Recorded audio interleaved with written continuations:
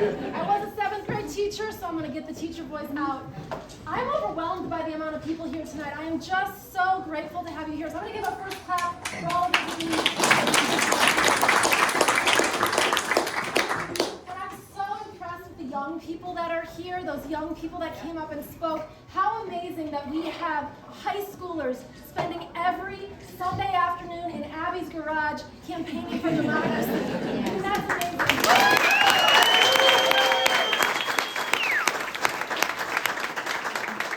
If that doesn't give you hope in the future of democracy, I don't know what will. And Jocelyn Reinhardt, she is running for the 6th Senate District. I'm not sure if she mentioned that.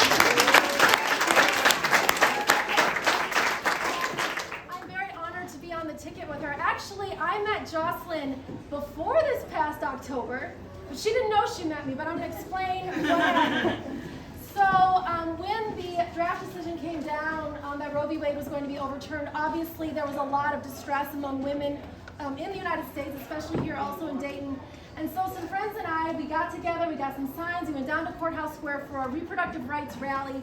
We were like, this is what we can do. We can get the signs and we can yell and march around and be mad. And they have some speakers there, and they come up, and they're good, and we clap. And then Jocelyn Reinhardt takes the stage. And it was like somebody set the whole place on fire. She had this speech with her, and she got up there, and she threw it down. She said, I'm not reading that. I'm too mad to read that. And she has this calling and responding, none of your business. And she's like, why does a woman need an abortion? None of your business. And it was just so electrifying. And I knew that this was a woman that I needed to get to know better. And I'm honored to be on the ticket with her for this primary because we share the same values. And those values have to do with the place of women. We both understand that a woman's place is in the House and the Senate.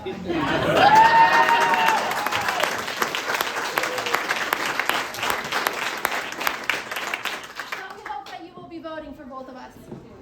I do want to call out, I do know some of the elected officials here, so I do know Nathan Ryder. I want to acknowledge Nathan Ryder, Oakwood School Board back there. We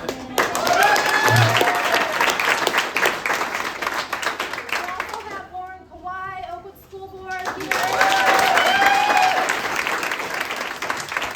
Steve Byington, Vice Mayor of Oakwood.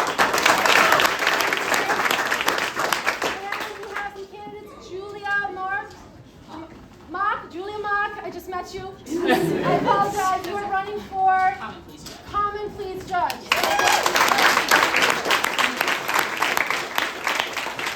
Are there any other electeds or candidates? Because we want these people to know about you if you are here. Oh, Healy Jackson, Oakland City Council. Anyone else? Wonderful. Well, I want to take a minute and tell you just a little bit more about me. Obviously, my name is Lounsbury. I'm running for House District 36. That includes all of Oakwood, all of Kettering, all of Riverside, East Dayton, and parts of downtown Dayton. Like Allison said, I'm a former public school teacher. I'm currently a small business owner, but the most important job that I do is being a mom to my 3 14-year-olds who are here tonight, Mercedes, Orlando, and Reese. They're really the reason that I'm running, because I want to create a state that my kids and yours and all these young people here tonight are going to want to live in someday. I am the granddaughter of a coal miner from Southeast Ohio and the daughter of 2 public school teachers. My mom is here.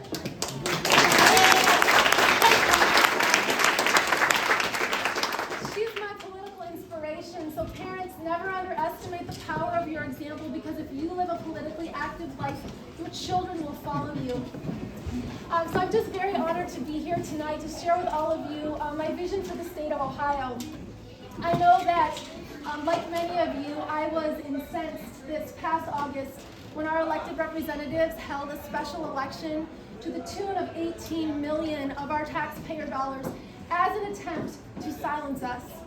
My opponent, Andrea White, she voted for that election. My goal is to make sure that she can never again spend our money to try to take away our voting and health care rights.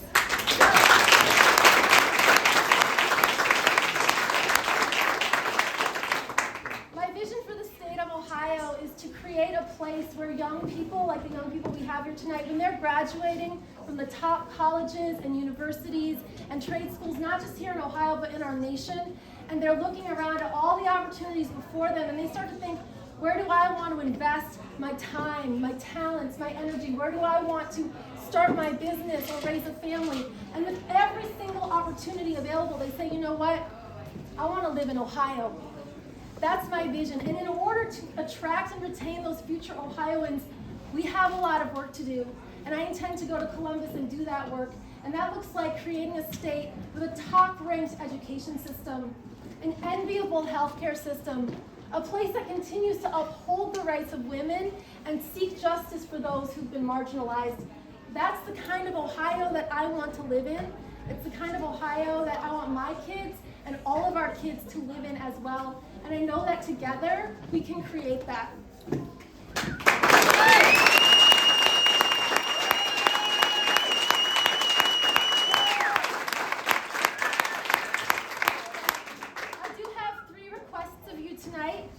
The first, I would actually like you to get out your phones. If you have your phone on you, get out your phones and open up your calendar app. If you do your phone calendar. I'd like you to scroll ahead a couple weeks to Wednesday, February 21st. And I'd like you to write in there, primary early voting begins. Wednesday, February 21st is the first day of primary early voting. And I'm going to ask you on that day to go to the polls and vote for me and Jocelyn and every other pro-choice candidate on the ballot. Woo! Thank you. And here's the reason why. I do have a primary opponent. I have met him. He's a nice person.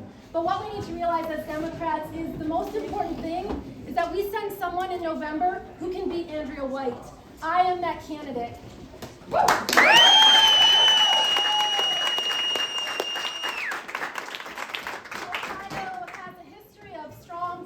Candidates upseating incumbents.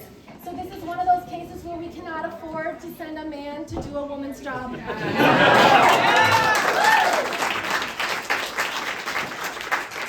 might say, well, that's 30 days before the primary. It's not till March 19th. Why do I need to go a whole month in advance? And here's why.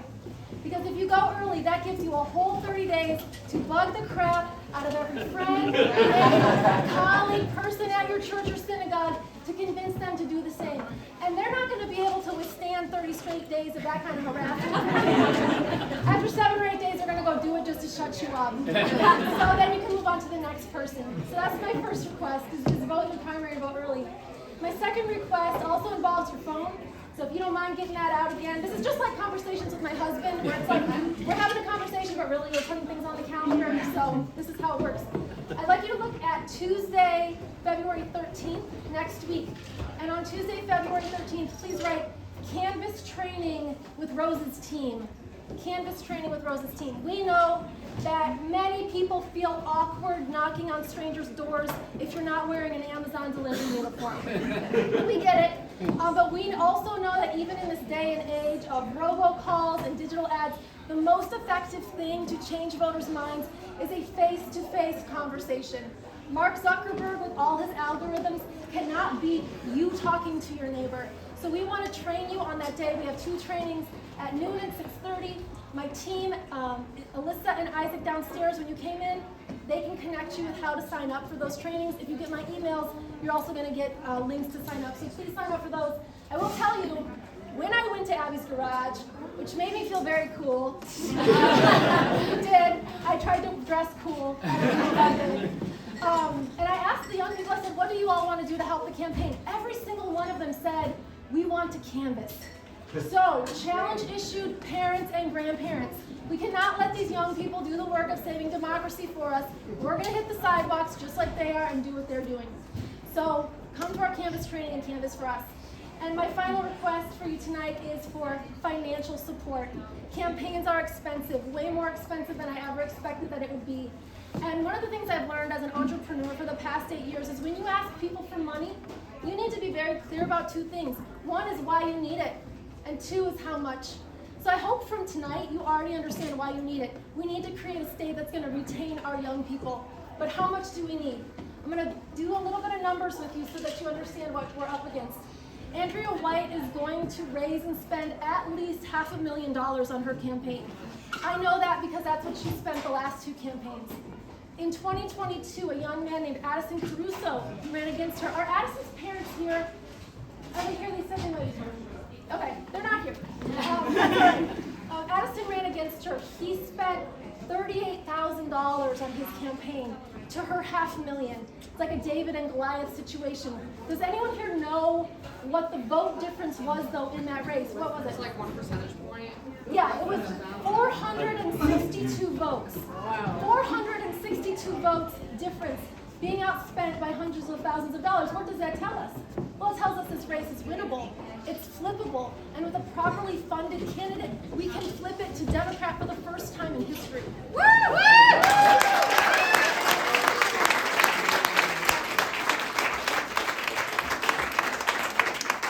Addison's parents are here.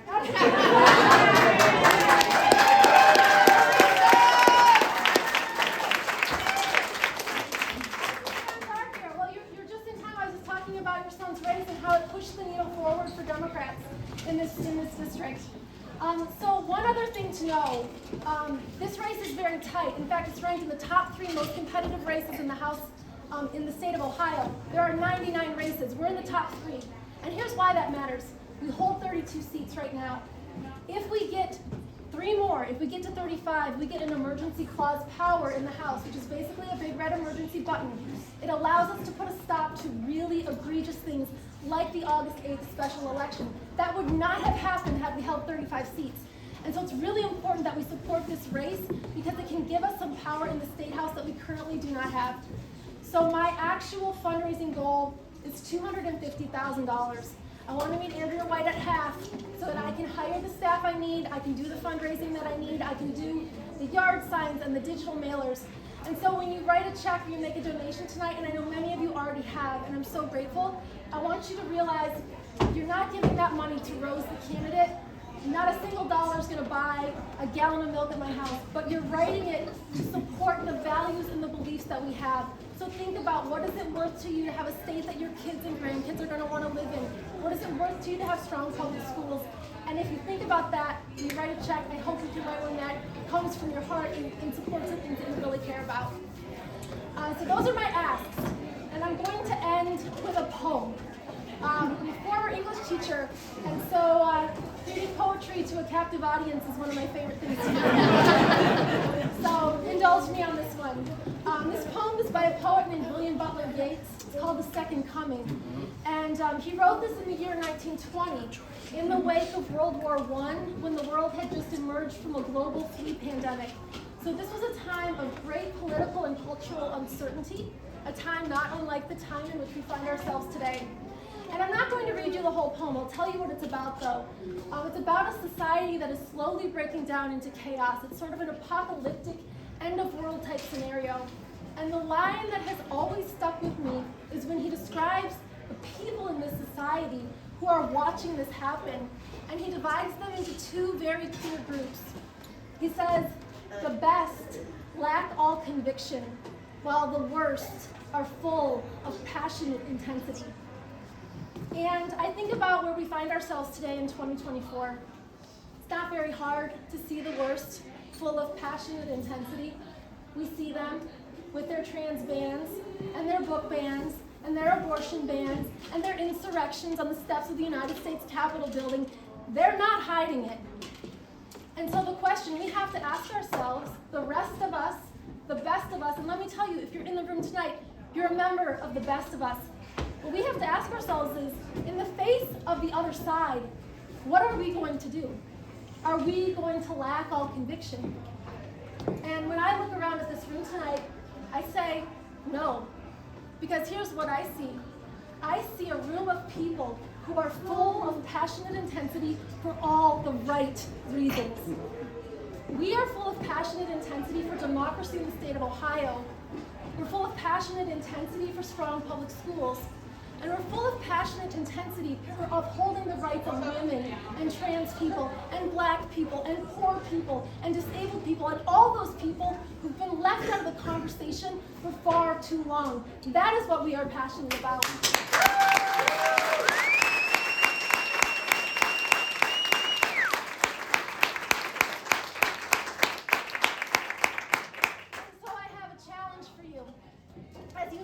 Tonight, and you return to your homes, your neighborhoods, your workplaces, your houses inside of you and spread it. Because there are more of us out there. There are more of the best of us, and right now, they might lack conviction because they simply don't know how to get started. It's on us to show them. This is not a time to hold our political beliefs inside of us for fear of offending others. It's a time to share our beliefs for fear of what will happen in our country and our state if we do not.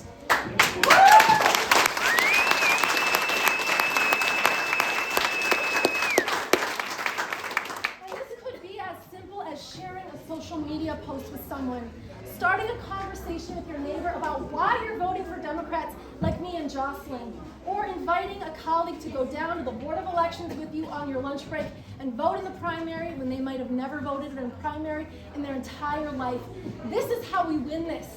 This is how we take democracy back in this state. We're going to do it person to person, door to door, neighbor to neighbor, and friend to friend. Together, we can do it.